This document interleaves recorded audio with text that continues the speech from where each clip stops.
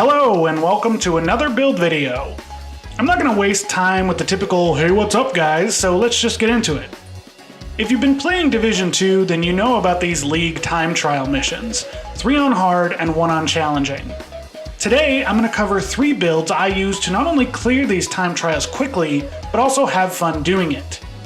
My only disclaimer is that I prefer to play in groups, even matchmaking with randoms, so if you're gung-ho about solo, you may not get as much use out of these.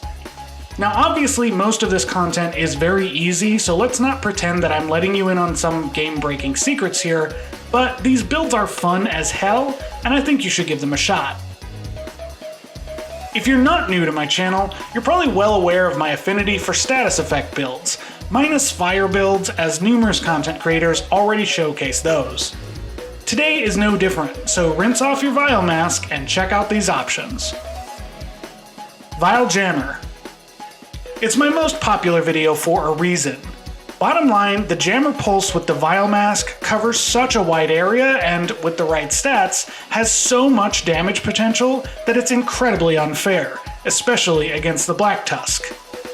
More than that, missions like the Tombs, where there are rooms full of drones, are made incredibly easy with the use of this build, and the corridors are great areas for the Stinger Hive to clean up the mess. Plus, it makes the Theo boss fight a hell of a lot easier by one-shotting the decoys, assuming you're positioned to hit them all. Again, the advantage here is that the Jammer hits them through cover, walls, floors, ceilings, everything. It's unavoidable damage, and if you play aggressively enough, you can get what I call stacks of damage by hitting as many mobs as possible with each pulse. Using Survivalist, a combination of China Light and Wyvernware, and a combination of skill haste and status effects, you can get the Jammer cooldown to a ridiculous 13 seconds. Skilled on the chest lets you hit successive waves, when it procs, and Shock and Awe on Backpack boosts the damage output of your Hive.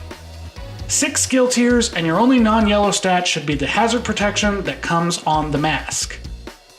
Oh, and forget what I said before about the mechanical animal, just use any gun you like with the future perfect talent. The overcharge effects are the frosting on this damage cake, and it tastes good.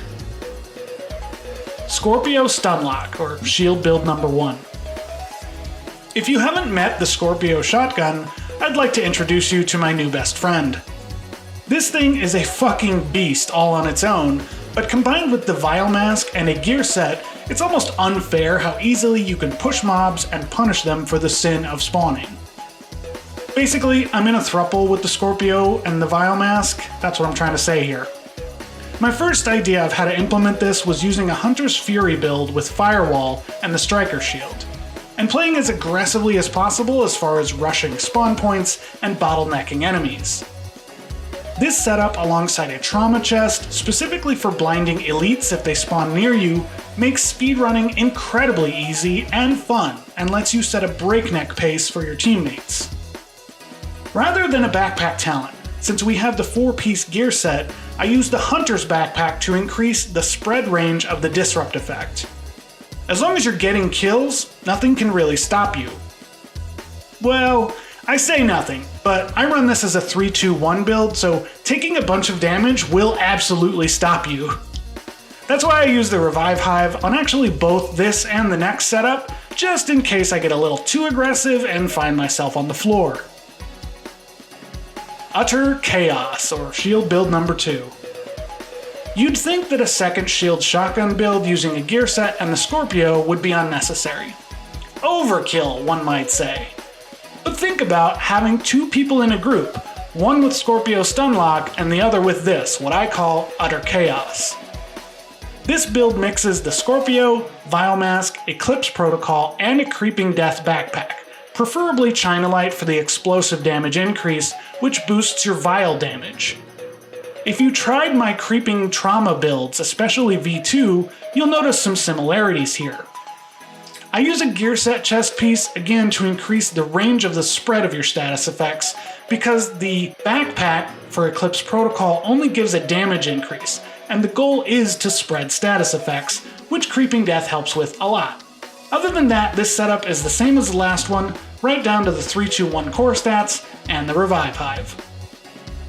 Now, with both of these shotgun builds, it's up to you whether you want to stack crit chance or status effects, as both are incredibly useful for different reasons. No other substats are as remotely useful to these setups. It's utter madness when you see your status effects spread this much, and proccing the spread of shock is probably the most fun you can have on this build. And that's it. Go forth, get your league points, and enjoy yourselves. If you have a favorite speedrun build, feel free to share it in the comments. A little channel note, I've gone back and forth on doing more of these build videos, and the fact of the matter is they're fun and easy content for me to make, which is what originally pushed me away from doing them. I enjoy sharing the info, and they're good practice for writing concisely and video editing, but I wanted to use this platform to work on things that are a little more consequential. Lately, I'm feeling like I can do both, and it's ultimately up to you guys whether you want to watch the content or not.